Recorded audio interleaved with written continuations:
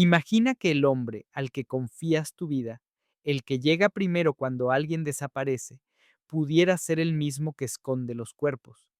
¿Qué harías tú si supieras que el héroe viste el uniforme del verdugo? Escríbelo en los comentarios. Era 1968, en un pequeño pueblo perdido entre montañas y caminos de polvo en el norte de México. La rutina estaba hecha de campanas de iglesia, niños jugando en la plaza y mujeres barriendo las aceras al amanecer. Nadie podía sospechar que esa paz se rompería con una serie de ausencias que al principio parecieron casuales, hasta que apareció el primer cuerpo. La encontraron a la orilla del río, una joven de apenas 17 años. Su rostro estaba cubierto de barro, y en el brazo derecho, marcado con precisión casi quirúrgica, se dibujaba un símbolo, una cruz atravesada por una línea. Era limpio, no improvisado, una marca hecha para permanecer como una firma. Los murmullos se extendieron por el pueblo más rápido que el humo de leña. ¿Un loco? ¿Un ritual? ¿Una venganza? Nadie tenía respuesta, pero todos coincidían en algo. La policía estaba haciendo su trabajo. Y al frente de esos esfuerzos estaban dos hombres conocidos por todos, el inspector Raúl Méndez y su compañero Esteban Salazar. Ellos fueron los primeros en llegar a la escena, los primeros en consolar a la familia, los primeros en prometer justicia. Nadie lo sabía aún, pero también habían sido los primeros en tocar a la muchacha con vida. En el verano de 1968, el pueblo de San Gregorio, escondido entre los cerros polvorientos del norte de México, confiaba ciegamente en dos hombres, el inspector Raúl Méndez y su compañero Esteban Salazar. Los dos llevaban años trabajando en el pequeño departamento de personas desaparecidas, una oficina modesta dentro de la comandancia municipal. Sus escritorios estaban cubiertos de papeles amarillentos, fotografías en blanco y negro y termos de café que nunca parecían vaciarse. Raúl era el mayor, un hombre de 42 años, alto, de voz firme y mirada que imponía respeto. Su bigote perfectamente recortado y su porte recto lo hacían ver como la imagen exacta de la autoridad. Tenía fama de ser implacable con los delincuentes, pero de corazón blando con las familias que acudían desesperadas a pedir ayuda. En las cantinas se hablaba de cómo había resuelto casos imposibles, de cómo encontraba pistas donde nadie más veía nada. Esteban, en cambio, era más joven, apenas 33. Sus rasgos mestizos, su sonrisa abierta y su facilidad de palabra lo convertían en alguien cercano. Los vecinos lo describían como el policía que escucha. Siempre se detenía a platicar con los ancianos en la plaza, a ayudar a cargar bolsas en el mercado, a regalar dulces a los niños. Para muchos era la personificación de la bondad con placa y pistola. Juntos formaban una pareja legendaria. Cuando sonaba el teléfono en la comandancia anunciando una desaparición, eran los primeros en llegar al lugar. Cuando un cuerpo aparecía, eran los que agachaban la cabeza con gesto solemne, cubrían el cadáver con una manta y decían, no descansaremos hasta atrapar al responsable.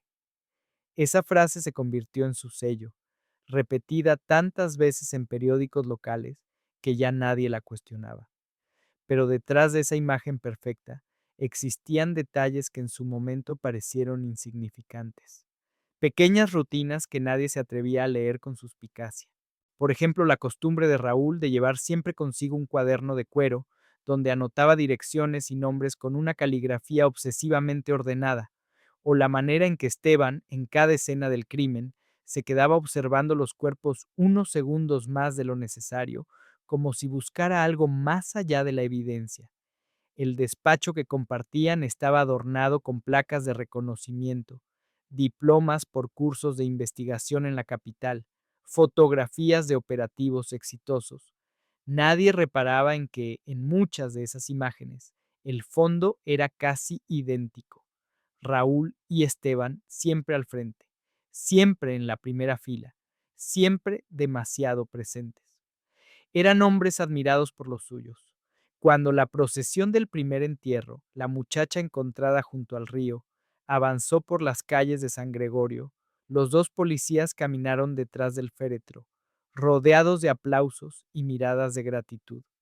Las madres lloraban en sus hombros, los hombres del pueblo les estrechaban la mano con fuerza. Eran los guardianes, los protectores, los que daban la cara contra un mal desconocido. Lo que nadie veía era lo que sucedía de noche, cuando el uniforme, en vez de proteger, se convertía en llave maestra. Con el simple destello de una placa, abrían puertas, detenían autos, ofrecían seguridad. No había desconfianza. ¿Quién sospecharía de los hombres que habían acompañado a tantas familias en su dolor? Raúl y Esteban lo sabían y se aprovechaban de ello con frialdad quirúrgica. El uniforme era su máscara, el pueblo, su escenario, y cada desaparición una obra en la que jugaban dos papeles, cazadores en la sombra y héroes a plena luz del día. En esa dualidad construyeron su reputación y en esa misma dualidad esconderían los crímenes que pronto harían temblar a todo San Gregorio. El primer hallazgo a la orilla del río no fue un accidente aislado, fue la señal de que algo mucho más oscuro apenas comenzaba a respirar en San Gregorio. En cuestión de semanas, otros desaparecidos empezaron a llenar los pasillos de la comandancia. Un campesino que volvía tarde de sus faenas, una costurera que nunca llegó a su casa, un joven que había salido a comprar cigarros y no regresó. Cada caso parecía distinto, pero al final todos compartían la misma sombra, la marca. Raúl Méndez y Esteban Salazar habían encontrado su manera de elegir. No buscaban a cualquiera, no era un impulso ciego. Sus víctimas eran siempre personas con poco peso en la comunidad, aquellos cuya ausencia no sacudiría de inmediato a las instituciones, trabajadores humildes, mujeres jóvenes sin familia influyente, muchachos en los márgenes. Los seleccionaban durante el día en sus rondas rutinarias cuando se acercaban a charlar, a pedir documentos, a ofrecer un aventón en la patrulla. Nadie dudaba de ellos, al contrario, se sentía como un honor que la policía se interesara. La rutina era simple y precisa. Una vez que fijaban la vista en alguien, esperaban la noche. Usaban el mismo vehículo oficial que de día patrullaba las calles. La sirena apagada, las luces fuera, se deslizaban por los caminos de tierra, hasta interceptar a la víctima con una excusa banal, una revisión, una sospecha, un mejor te llevamos, está peligroso caminar solo a esta hora. El destino era siempre un paraje solitario, las afueras del río, el campo reseco detrás de la iglesia abandonada, los almacenes vacíos junto a la vía del tren. Allí la máscara caía, el interrogatorio policial se transformaba en tortura y la promesa de protección en sentencia. Pero lo que los distinguía de cualquier asesino común era la marca que dejaban. Después de estrangular o degollar a la víctima, métodos rápidos, silenciosos, sin balas que pudieran rastrearse, Raúl sacaba un cuchillo de hoja ancha y grababa en la piel del pecho o del brazo un símbolo, una cruz atravesada por una línea horizontal, como tachando el propio signo. Lo llamaban, en su código secreto, la marca de la justicia. El gesto era casi ceremonial. Esteban sostenía el cuerpo mientras Raúl trazaba con precisión la figura. Ningún corte al azar, nada improvisado. Era una firma, un mensaje, una confirmación de que aquello no era solo un crimen, era su obra. Los cadáveres no siempre eran escondidos. A veces aparecían días después, arrastrados por el río o en fosas poco profundas. Otras veces jamás eran encontrados, y la familia solo recibía el consuelo vacío de una promesa de investigación. Lo irónico era que, cuando los cuerpos aparecían, los mismos hombres que habían provocado esas muertes encabezaban la búsqueda, dirigían a los vecinos con linternas, daban ruedas de prensa improvisadas, consolaban a los deudos. La prensa local, limitada a un semanario y a un par de reporteros de la capital que ocasionalmente visitaban el pueblo, empezó a notar un patrón. Otra víctima con señales extrañas en la piel, titulaba un periódico en agosto de ese año. Los rumores se multiplicaban. Un culto satánico, una pandilla secreta, un loco suelto. Nadie, absolutamente nadie, pensaba en los dos policías que ya eran considerados símbolos de confianza. Mientras tanto, en privado, Raúl y Esteban hablaban de sus crímenes, con la naturalidad de quien repasa un expediente. Les llamaban expedientes resueltos, como si la marca que dejaban cerrara un caso inexistente. Para ellos, cada corte era un acto de orden, un modo de tachar a los que consideraban indignos de vivir. La marca de la justicia se convirtió en su orgullo secreto, un símbolo que sin que nadie lo supiera aún, iría creciendo como un eco oscuro en cada rincón del pueblo. Porque cada vez que alguien veía esa cruz tachada, no pensaba en los hombres de uniforme, sino en una amenaza invisible. Y eso les daba a Raúl y Esteban más poder. Con 3 víctimas confirmadas y al menos 5 desaparecidos más en solo 2 meses, San Gregorio estaba cambiando. Las calles dejaron de ser seguras, las mujeres ya no salían solas después del anochecer, los hombres llevaban cuchillos ocultos en los cinturones. Y en medio de ese miedo, los únicos en quienes la gente confiaba eran precisamente quienes alimentaban el terror. El pueblo de San Gregorio, antes conocido por sus fiestas patronales, el mercado de los domingos y las serenatas frente a la iglesia, cambió en cuestión de semanas. El aire, que solía oler a pan recién horneado y leña encendida, empezó a oler a miedo. La gente caminaba rápido, evitaba las calles vacías, y las conversaciones en la plaza giraban siempre sobre lo mismo, las desapariciones. El primer entierro fue silencioso, con apenas unas campanas repicando a media tarde. Pero el segundo, el de un joven campesino llamado Mateo, se convirtió en un acontecimiento masivo. El ataúd fue cargado por sus amigos entre lágrimas, y las mujeres del pueblo rezaban en voz alta, como si los rezos pudieran alejar al monstruo invisible que rondaba entre ellos. Nadie sabía entonces que el monstruo caminaba detrás, con la cabeza gacha y la mirada seria. Raúl Méndez y Esteban Salazar. La gente los recibía con abrazos y palabras de gratitud. Gracias por acompañarnos. Sabemos que están haciendo todo lo posible. Raúl apretaba los labios con solemnidad, asentía y prometía resultados. Esteban ponía una mano en el hombro de los deudos, hablaba despacio, ofrecía ayuda para cargar cajas o para escribir denuncias. Eran perfectos, demasiado perfectos. En la prensa local, un semanario titulado La Voz del Norte empezó a cubrir los casos. Su editor, un hombre mayor llamado Julián Ortega, publicó un artículo que encendió a la comunidad. La justicia no puede dormir. San Gregorio vive bajo un asesino en serie. Por primera vez, las palabras asesino en serie aparecieron impresas. Y aunque los detalles eran vagos, mencionaban la marca extraña, la frecuencia de los crímenes, la juventud de las víctimas. La publicación dio forma a lo que la gente ya sentía, que estaban atrapados en un patrón, no en casualidades. El artículo también ensalzaba la labor de la policía local, en particular de Raúl y Esteban, quienes, según el texto, han demostrado un compromiso absoluto con la comunidad, siendo los primeros en llegar y los últimos en irse, consolando a las familias y enfrentando al mal con valentía. Nadie dudaba de que esos hombres eran la primera línea de defensa. El miedo generó cambios visibles. Las mujeres ya no salían solas después de la puesta del sol. Los padres recogían a sus hijos directamente en la escuela y los acompañaban hasta la puerta de casa. En las noches, las calles quedaban vacías, solo patrulladas por los mismos policías que generaban el terror. Las cantinas empezaban a cerrar antes, y los músicos callejeros dejaron de tocar serenatas por miedo a las sombras. Incluso la iglesia se convirtió en refugio.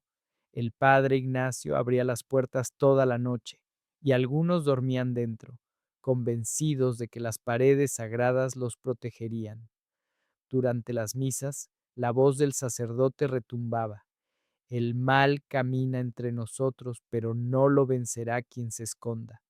Solo lo vencerán quienes tengan el valor de mirarlo a los ojos. Y mientras tanto, los asesinos se sentaban en los primeros bancos, inclinando la cabeza como los feligreses más devotos. El miedo era real, pero la confianza también lo era. Cada vez que sonaba la sirena de la patrulla de Raúl y Esteban, la gente suspiraba aliviada. Ellos están aquí, ellos nos cuidan. Nadie pensaba en la posibilidad de que esas mismas sirenas eran el anuncio de otra cacería. Para los asesinos, la situación era casi perfecta. La prensa local, aunque insistente, los convertía en héroes. La comunidad los veneraba. Las familias lloraban en sus hombros. Y lo más importante, la marca de la justicia empezaba a convertirse en un símbolo de miedo colectivo, un mito urbano que les daba más poder que cualquier pistola. Pero los rumores empezaron a crecer. Algunos vecinos notaron que los policías siempre eran los primeros en llegar a los lugares de hallazgo, incluso antes de que la denuncia formal estuviera completa. Otros murmuraban que los informes de Raúl eran demasiado parecidos, como si usara la misma plantilla para cada crimen.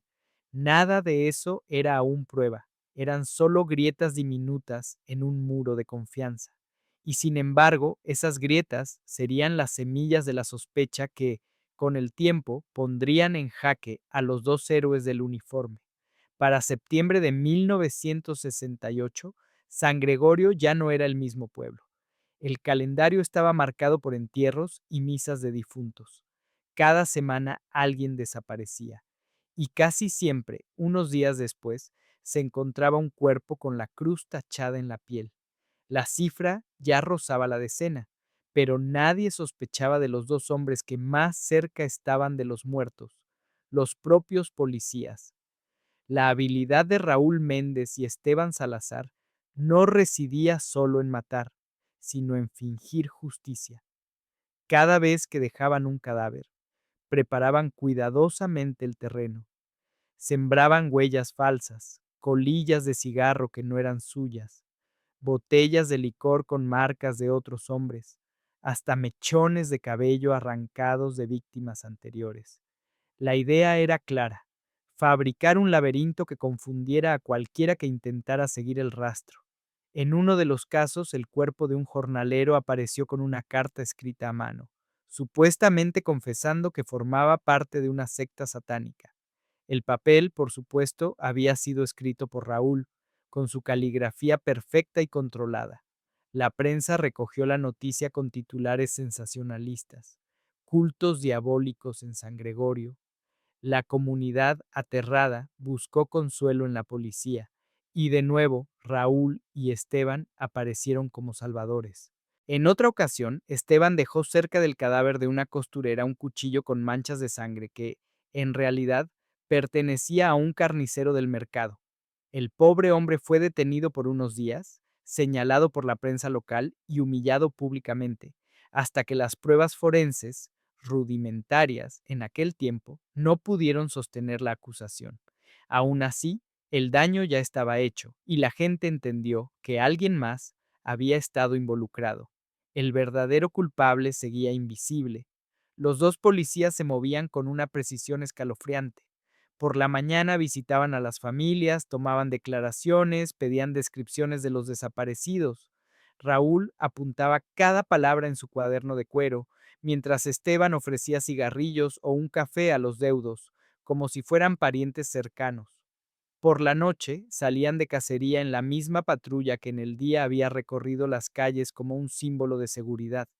La comunidad veía sus esfuerzos como un sacrificio. Ellos nunca duermen, decían los vecinos. Trabajan día y noche para atrapar al monstruo. Nadie imaginaba que, en efecto, no dormían, pero porque la noche era el escenario de sus crímenes. Con cada hallazgo, la prensa alimentaba la narrativa. Un reportaje de La Voz del Norte los describía así: Méndez y Salazar, los guardianes de San Gregorio. Las fotos mostraban a los dos policías con rostros cansados, los uniformes empapados de sudor, iluminados por linternas en un campo oscuro. Héroes incansables, decía el pie de foto. Ningún periodista sospechó que ellos mismos habían dejado el cuerpo allí unas horas antes. Pero mientras más perfecta era la farsa, más crecían las pequeñas dudas. Algunas familias empezaron a notar coincidencias. Raúl y Esteban siempre sabían demasiado pronto dónde buscar. Siempre parecían tener una corazonada que resultaba correcta. Un padre que había perdido a su hijo murmuró en voz baja, en una cantina: ellos llegan antes que la noticia. Pero sus palabras se perdieron entre vasos de tequila y la incredulidad general. ¿Cómo acusar a los únicos que parecían luchar contra la oscuridad? En privado, Raúl comenzaba a preocuparse por los rumores. No porque lo fueran a atrapar todavía, sino porque entendía que la repetición podía volverse su enemiga. Si seguimos con el mismo patrón, alguien va a notarlo, le dijo a Esteban una noche, mientras lavaban la sangre de la patrulla en el río. Esteban, sin embargo, sonrió con desdén. La gente ve lo que quiere ver, y lo que quieren ver es a dos héroes. Durante un tiempo, esa seguridad pareció suficiente. Las desapariciones continuaron, los cuerpos siguieron apareciendo, y las cruces tachadas se multiplicaron como un alfabeto de terror que nadie lograba descifrar. Pero el destino de Raúl y Esteban ya estaba escrito. Por más perfecta que fuera su obra, los errores pequeños, esas grietas que parecían insignificantes, empezarían pronto a crecer hasta derrumbar el muro de confianza que los mantenía a salvo. Para finales de octubre de 1968, los expedientes de desapariciones y asesinatos ocupaban un armario entero en la comandancia de San Gregorio. Carpetas con nombres tachados, fotos borrosas de cuerpos mutilados y declaraciones inconexas de vecinos desesperados. Y en casi todas esas carpetas había una constante: los informes de Raúl Méndez y Esteban Salazar. En un principio nadie se fijaba en ello. Eran los más diligentes, los que siempre llegaban primero, los que más escribían. Pero con el tiempo, las coincidencias comenzaron a llamar la atención de algunos colegas. El agente Ramiro Luna, un hombre callado y meticuloso, fue el primero en señalarlo. Revisando papeles, notó que los reportes de Raúl tenían frases idénticas, repetidas palabra por palabra en distintos casos. La víctima presentaba una incisión en el brazo, en forma de cruz, posiblemente relacionada con un ritual. Lo mismo, letra por letra, en al menos 5 expedientes diferentes. ¿Casualidad o descuido? También estaba el asunto de los tiempos de respuesta. En más de una ocasión, la patrulla de Raúl y Esteban llegaba al lugar del hallazgo antes de que la denuncia oficial hubiera sido procesada. La explicación que daban siempre era vaga: recibimos un aviso anónimo. Alguien llamó directamente al destacamento. Nadie lograba confirmar esos supuestos avisos. Otro detalle perturbador surgió en las conversaciones con las familias de las víctimas. Varias personas aseguraron que Esteban les había preguntado detalles muy específicos sobre la ropa o pertenencias de los desaparecidos.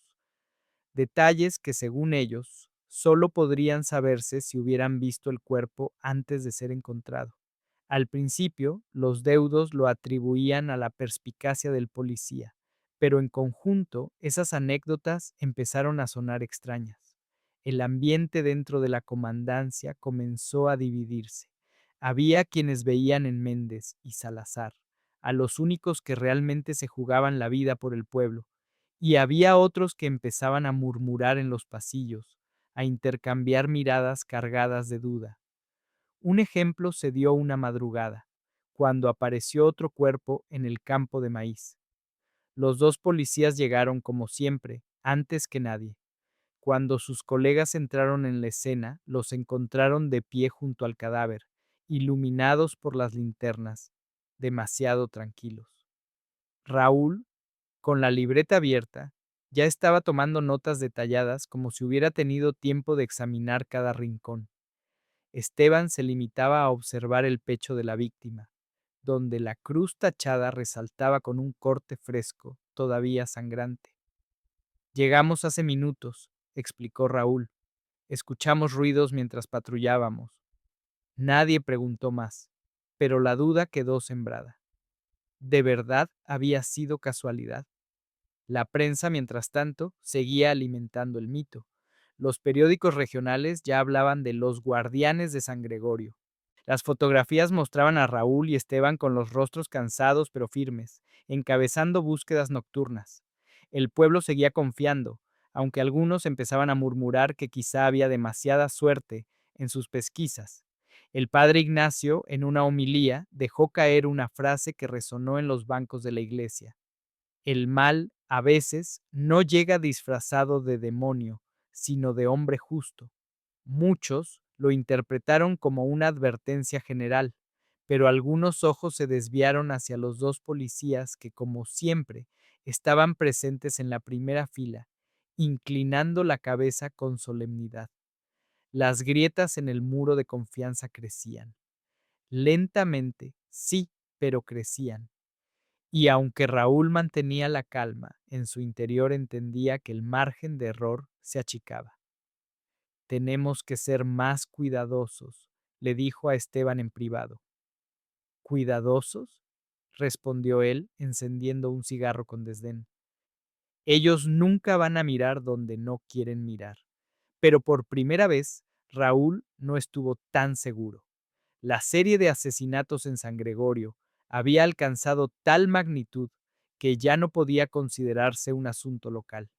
16 desapariciones, 11 cuerpos hallados con la misma marca y una comunidad al borde del pánico. Los periódicos de la capital comenzaron a publicar titulares alarmantes. Terror en un pueblo del norte. El asesino de la cruz, tachada, sigue libre. Incompetencia o encubrimiento en San Gregorio. La presión llegó hasta el despacho del gobernador, quien no tuvo más remedio que enviar refuerzos desde la capital. Dos investigadores de la Policía Judicial Federal, hombres acostumbrados a tratar con secuestradores, contrabandistas y asesinos profesionales. Sus nombres eran Comandante Velázquez y Agente Morales, y desde el primer día dejaron claro que no venían a aplaudir a nadie. La llegada de los forasteros cambió el ambiente en la comandancia.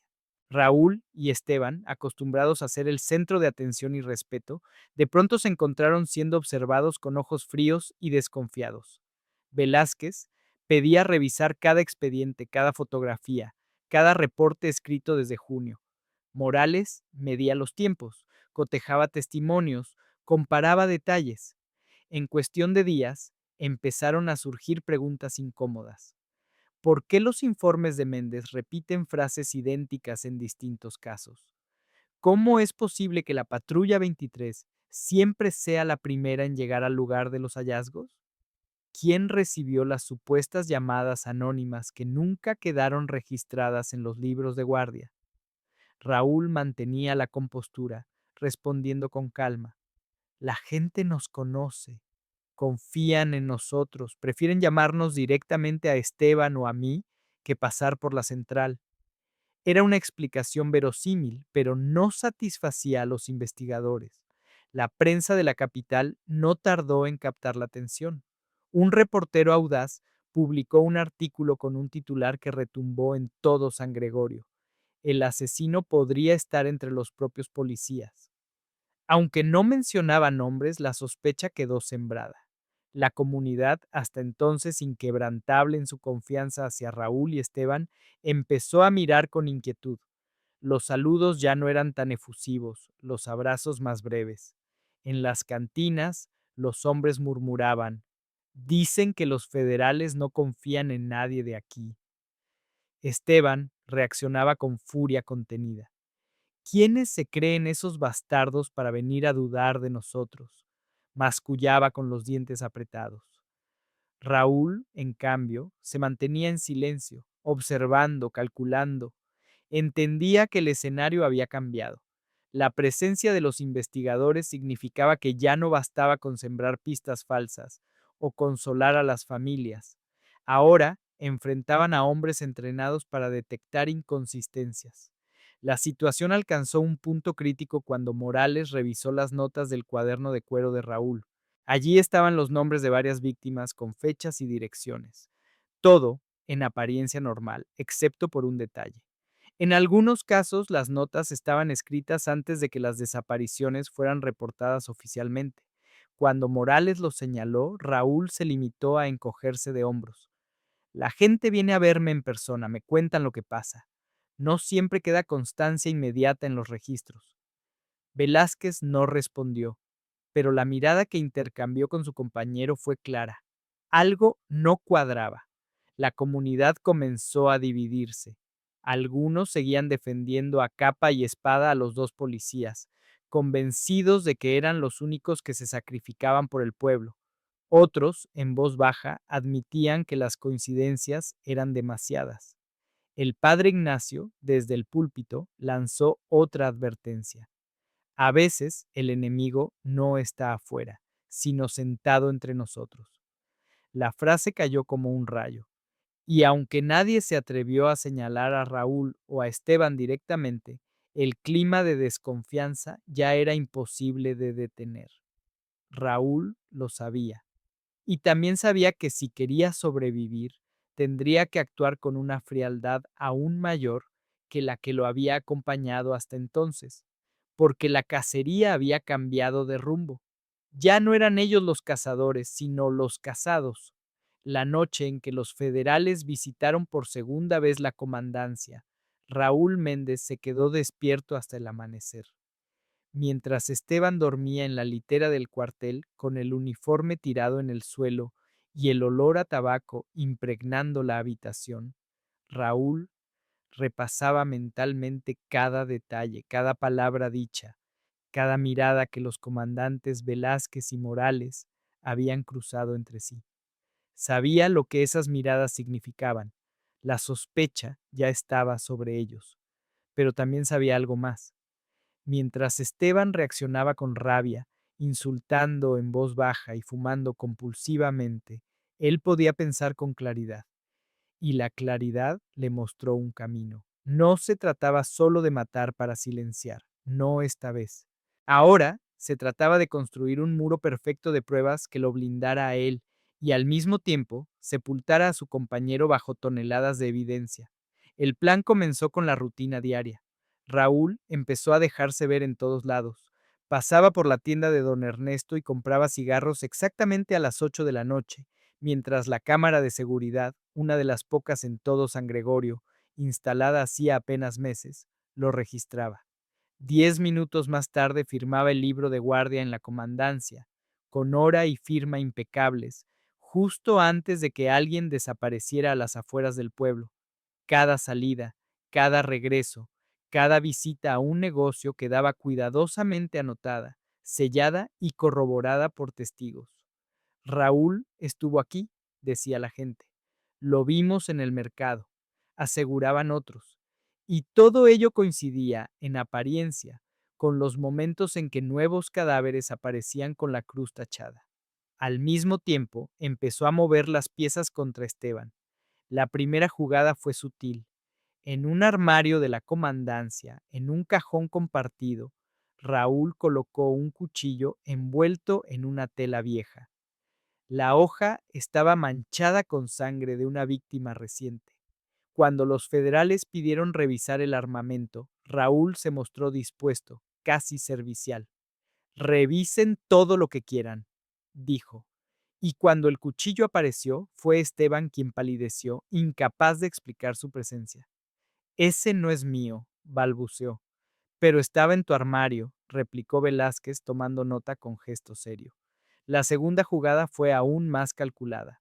Raúl tomó un par de hojas de los reportes oficiales y falsificó pequeñas anotaciones con la letra de Esteban, descripciones de víctimas, tiempos exactos, hasta dibujos rudimentarios de la cruz tachada. Luego, En una inspección rutinaria, esas hojas fueron encontradas entre los papeles de Esteban. El rumor corrió como pólvora. El joven policía estaba obsesionado con la marca. Mientras tanto, Raúl reforzaba su imagen de hombre íntegro. Visitaba a las familias de las víctimas con frecuencia. Se mostraba cansado pero firme ante los periodistas. Incluso dejaba escapar frases que sonaban como advertencias proféticas. El asesino es alguien cercano, lo presiento. La comunidad, dividida, empezó a inclinarse de nuevo hacia él. La figura de Esteban, antes tan admirada, se fue tiñendo de sombras. Algunos vecinos recordaban que lo habían visto bebiendo solo en la cantina, hablando de más, mirando a las muchachas del pueblo con ojos extraños. Eran anécdotas mínimas, deformadas por el miedo, pero suficientes para sembrar la duda. La tercera jugada de Raúl fue la más fría, una llamada anónima. Usando un teléfono público en las afueras, reportó un supuesto avistamiento de Esteban en las cercanías del último lugar donde había desaparecido un joven. La policía registró la denuncia como cualquier otra, pero cuando se cotejaron los datos, la coincidencia se volvió demasiado grande como para ignorarla. Esteban, ajeno al alcance de la trampa, seguía confiando en su compañero. Una noche, entre cigarrillos, le dijo, Raúl, si esto se complica, tú y yo nos largamos. Nadie puede con nosotros. Raúl lo miró fijamente, sin responder. En su interior, la decisión ya estaba tomada. Solo uno de los dos sobreviviría. Cuando los federales regresaron con nuevas preguntas, Raúl los recibió con calma, mostrando sus registros, sus firmas, las cintas de las cámaras en las que aparecía a la hora exacta de los crímenes. Todo cuadraba, todo lo señalaba como inocente. Y poco a poco, cada pista empezaba a apuntar hacia un solo hombre, Esteban Salazar. El invierno de 1968 llegó a San Gregorio con noches más largas y frías, pero no trajo calma. La ola de asesinatos continuaba, aunque con un patrón nuevo. Ahora los cuerpos aparecían cuando Raúl tenía coartadas perfectas. Mientras las marcas seguían multiplicándose en la piel de las víctimas, él aparecía en las cintas de seguridad de la tienda de don Ernesto, firmaba en los registros de la comandancia o se dejaba ver en la gasolinera saludando a los vecinos. Esteban, en cambio, no tenía esa red de protección. Su carácter impulsivo, sus hábitos de beber en la cantina y sus salidas nocturnas lo convertían en un blanco fácil. Raúl lo sabía y lo aprovechaba. La primera prueba definitiva apareció en un costal de herramientas que ambos usaban en las investigaciones. Entre destornilladores y linternas oxidadas, los federales encontraron un pedazo de tela manchada con sangre seca. El análisis rudimentario confirmó que pertenecía a una de las últimas víctimas. Raúl, con gesto serio, dijo, ese costal lo lleva siempre Salazar en la patrulla. Esteban protestó, gritó, pero la mancha de sangre pesaba más que sus palabras. Días después, un testigo inesperado reforzó la sospecha. Una mujer del mercado, doña Ángela, aseguró haber visto a Esteban caminando solo por las afueras del pueblo la misma noche en que desapareció un niño. En realidad, Raúl había manipulado el recuerdo de la anciana con una visita casual, sembrando la idea. Yo también lo vi salir tarde esa noche. ¿Sería que estaba siguiendo una pista? La mujer, sin mala intención, repitió esa versión frente a los investigadores. Las dudas se convirtieron en certeza cuando, en el escritorio de Esteban, hallaron una hoja con dibujos torpes de la cruz tachada. Era obra de Raúl, colocada estratégicamente entre los papeles, pero para los federales era la confirmación de una obsesión enfermiza. Velázquez habló claro en la reunión de la comandancia. Uno de los suyos está detrás de estas muertes, y todas las pruebas apuntan a Esteban Salazar. El silencio en la sala fue sepulcral. Los colegas de Esteban lo miraban con incomodidad, incapaces de defenderlo. La comunidad, al enterarse, comenzó a murmurar en la plaza. Los mismos que antes lo saludaban con afecto ahora lo observaban con recelo. Siempre fue demasiado sonriente, decían algunos. Nunca me inspiró confianza, aseguraban otros, olvidando los años de gratitud. Esteban empezó a sentirse acorralado. Buscaba a Raúl, le pedía explicaciones. Diles la verdad, hermano. Diles que hemos estado juntos todo el tiempo. Raúl lo miraba con frialdad contenida. ¿Qué quieres que diga? ¿Que yo estaba contigo en las noches en que mataban? ¿Cómo sonaría eso? La paranoia lo devoraba. Empezó a beber más, a gritar en la comandancia, a discutir con superiores. Su deterioro emocional jugaba a favor del plan de Raúl. Cada estallido, cada mirada desencajada reforzaba la imagen de un hombre culpable. La prensa, siempre ávida de titulares, olió la sangre. La Voz del Norte publicó en primera plana: un policía bajo sospecha, el monstruo en uniforme. Aunque el artículo evitaba nombrarlo directamente, todos en San Gregorio sabían quién era. Raúl, mientras tanto, cultivaba su papel de mártir.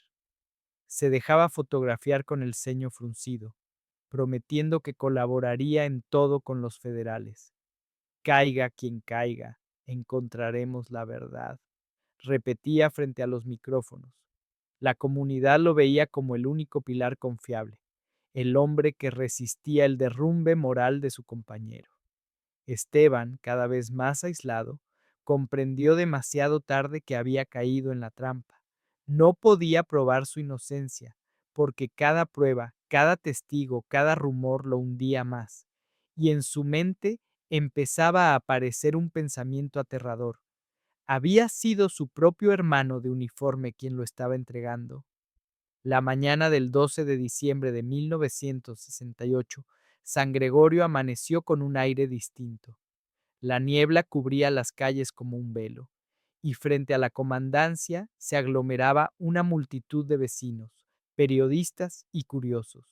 Todos esperaban ver lo que hasta hacía unas semanas parecía impensable: el arresto de Esteban Salazar, uno de los dos guardianes del pueblo. El operativo fue discreto en apariencia, pero cargado de simbolismo. Los federales entraron a la comandancia, pidieron a Esteban que entregara su arma y lo esposaron frente a sus colegas. El hombre que alguna vez fue visto como protector ahora bajaba la cabeza, con los ojos desorbitados mientras los flashes de las cámaras lo cegaban. Soy inocente, repitió con la voz quebrada. Yo no hice nada, pero nadie lo escuchaba. El cúmulo de pruebas era demasiado. El cuchillo ensangrentado, la tela manchada, las notas con la cruz tachada, los testimonios sembrados con cuidado. Cada pieza, aislada, podía parecer débil. Juntas, formaban un muro impenetrable que lo condenaba. La prensa estalló con titulares triunfales. Capturado el monstruo en uniforme. San Gregorio respira. El asesino de la cruz tachada era un policía. Las fotografías mostraban a Esteban escoltado por dos federales, la camisa arrugada, el rostro desencajado. En contraste, Raúl aparecía en otras imágenes erguido, con el ceño grave, prometiendo justicia a las familias. Hoy comienza el verdadero cierre de estas heridas, declaró frente a los reporteros. Nadie está por encima de la ley, ni siquiera nosotros. El pueblo, ansioso de paz, abrazó esa versión de la realidad. Las madres dieron gracias porque el demonio había sido capturado. Los hombres levantaron copas en las cantinas celebrando que la pesadilla había terminado. La iglesia se llenó de velas encendidas en agradecimiento. Solo unos pocos seguían murmurando en voz baja. Un viejo campesino, al que años atrás Raúl había consolado tras la desaparición de su nieto, dijo entre dientes: muy rápido todo, demasiado rápido, pero nadie lo escuchó. La necesidad de creer en el final feliz era más fuerte que la duda. Esteban fue trasladado a la capital bajo cargos de homicidio múltiple. Su nombre quedó marcado como el del monstruo que había vestido uniforme para cazar a los suyos. En la cárcel gritaba su inocencia, pero sus palabras eran eco en un vacío sin oídos. Mientras tanto, Raúl disfrutaba de una gloria silenciosa. La comunidad lo miraba con respeto reverencial. Los periodistas lo citaban como ejemplo de integridad. Los federales, satisfechos con el cierre del caso, regresaron a la capital.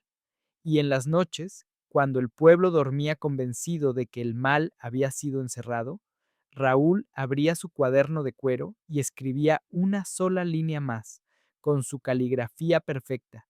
San Gregorio, voz tachada, 14. El verdadero monstruo seguía allí, camuflado bajo el uniforme, invisible entre aplausos y homenajes. Y nadie, absolutamente nadie, imaginaba que los crímenes no habían terminado, porque la cruz tachada aún tenía espacio para más nombres.